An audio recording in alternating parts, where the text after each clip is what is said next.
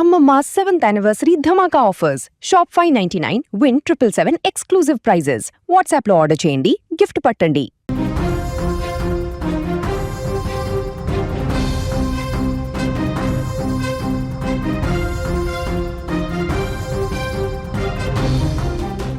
తమిళనాడు ఫలితాల వేళ ఆసక్తికరమైనటువంటి పరిణామాలు చోటు చేసుకుంటున్నాయి.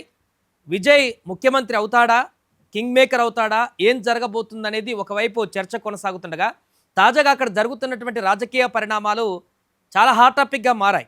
ఎందుకంటే ఇప్పటివరకు టీవీకి అధినేత విజయ్ ఎలక్షన్స్ రోజు అంటే ఎగ్జిట్ పోల్స్ వచ్చినటువంటి తర్వాత పార్టీకి ఉన్నటువంటి మైలేజ్ కొన్ని సంస్థలు అయితే అధికారంలోకి వస్తుందని చెప్పి చాలా సంస్థలు హంగు ఏర్పడితే కీలకంగా మారుతుంది, టీవీకే 30 నుంచి 40 స్థానాలు గెలుచుకుంటుందని మెజారిటీ సంస్థలు చెప్పినటువంటి నేపథ్యంలో టీవీకే పార్టీ క్రియాశీలకంగా మారినటువంటి పరిస్థితి. ఈ నేపథ్యంలో ఫలితాల రోజు ముఖ్యంగా టీవీకే తరపున పోటీలో నిలబడ్డటువంటి అభ్యర్థులందరూ కూడా వెంటనే ఆ రోజు గెలిచినటువంటి అభ్యర్థులందరూ కూడా తమ పార్టీ కార్యాలయానికి రావాలంటూ కూడా విజయ్ ప్రకటించడం జరిగింది 2 రోజుల క్రితం. కానీ ఇప్పుడు పూర్తిగా ఆసక్తికరమైనటువంటి పరిణామాలు, ఊహించని విధంగా రిసర్ట్ రాజకీయాలకు వేదిక అయిపోయింది.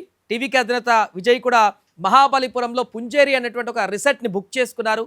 ఫలితాలకు ముందు రోజే అక్కడ రిసర్ట్ని బుక్ చేసుకొని అక్కడ తమ యొక్క కార్యకలాపాలు కొనసాగించేటువంటి పరిస్థితికి ఇప్పుడు దారితీశారు.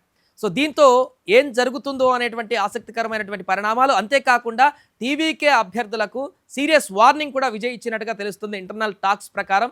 ఎందుకంటే వారందరూ కూడా రేపు స్పష్టంగా ఫలితాలు వెలువడ్డటువంటి తర్వాత 2-3 రౌండ్ల తర్వాత పాజిటివ్ ఫలితాలు ఉన్నటువంటి వాళ్ళందరూ కూడా వెంటనే, అంతకుముందు పార్టీ కార్యాలయం అని చెప్పారు, ఇప్పుడు పుంజేరి రిసర్ట్కి వారందరూ కూడా గెలిచినటువంటి అభ్యర్థులు లేకుంటే మెజారిటీలో ఉన్నటువంటి అభ్యర్థులు అందరూ కూడా ఒక్కొక్కరుగా ఇక్కడ రిసార్ట్కి చేరుకోవాలంటూ కూడా సీరియస్ ఆదేశాలు విజయ్ జారీ చేసినట్టుగా కనపడుతుంది పార్టీ నేతృత్వం. అంతేకాకుండా పుంజేరి రిసర్ట్లో ఈరోజు ఆదవ్ తోటి, అదేవిధంగా పార్టీ కార్యదర్శి ఆదవ్ అర్జున, అదేవిధంగా మాజీ మంత్రి ఎవరైతే ఉన్నారో సెంగోటి, అతన్ని కూడా కలవడం జరిగింది. ఈరోజు కీలకమైనటువంటి మీటింగ్ కూడా జరిగినట్టుగా కనపడుతుంది.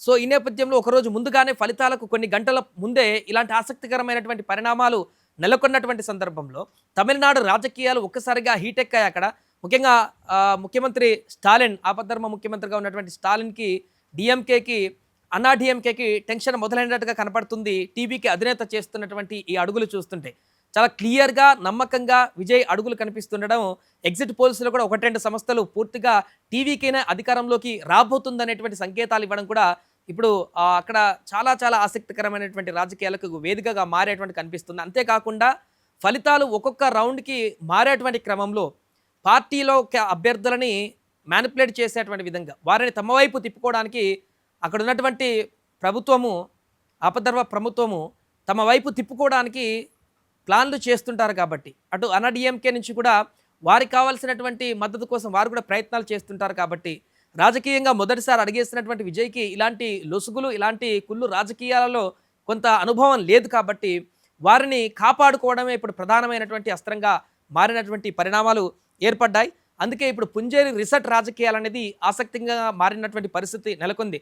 ఇప్పుడు తమిళనాడు ఎన్నికలు ఉదయం 8 గంటల నుంచి మొదలైనప్పటి నుంచి కూడా మొత్తం పూర్తిగా డిఎంకే అయితే డిఎంకే పార్టీ ఆఫీస్ నుంచి పూర్తిగా అప్డేట్స్ మనకు కనిపించే అవకాశం ఉంది. అన్నా డిఎంకే అయితే రెగ్యులర్గా అంతకుముందు వారు ఎక్కడైతే తమ యొక్క ప్లేస్ ఉన్నారో అదే ప్లేస్లో ఉన్నారు. కానీ టీవీకే పార్టీ నుంచి మాత్రం రేపు పూర్తిగా పుంజేరి రిసర్ట్ నుంచే రాజకీయం అంతా నడిచేటువంటి పరిణామం మనకు కనిపిస్తుంది. క్లియర్ మెజారిటీ డిఎంకే కనుక వచ్చినట్లయితే ఎలాంటి ఇబ్బంది లేదు. కానీ అన్నా డిఎంకేకి ఒక ఫిగర్ ఆఫ్ మ్యాజిక్ ఫిగర్ కాకుండా ఒక ఫిగర్ ఆఫ్ నెంబర్స్ వచ్చి టీవీకేకి ఒక ఫిగర్ ఆఫ్ నెంబర్స్ కనుక వచ్చినట్లయితే ఖచ్చితంగా విజయ్ అక్కడ కీలక పాత్ర పోషించేటువంటి అవకాశం మనకు కనిపిస్తుంది. అందుకే విజయ్ని డైరెక్ట్గా డీల్ చేయడం కష్టం. కాబట్టి విజయ్ పార్టీలో పోటీ పడినటువంటి అభ్యర్థులు ఎవరైతే ఇతర పార్టీల నుంచి వచ్చినటువంటి వారే కానీ, లేకుంటే టీవీకే పార్టీలో అభ్యర్థులుగా నిలబడినటువంటి వ్యక్తులు కానీ, ఎవరైతే వారికి పరిచయస్తులుగా ఉన్నటువంటి మిగతా రాజకీయ నేతలను ఉపయోగించుకొని డిఎంకే కానీ అన్నా డిఎంకే నేతల నుంచి వారిని తమ వైపు తిప్పుకోవడానికి ప్రయత్నాలు కొనసాగుతున్నాయనేటువంటి విషయం విజయ్కి అర్థమైపోయింది.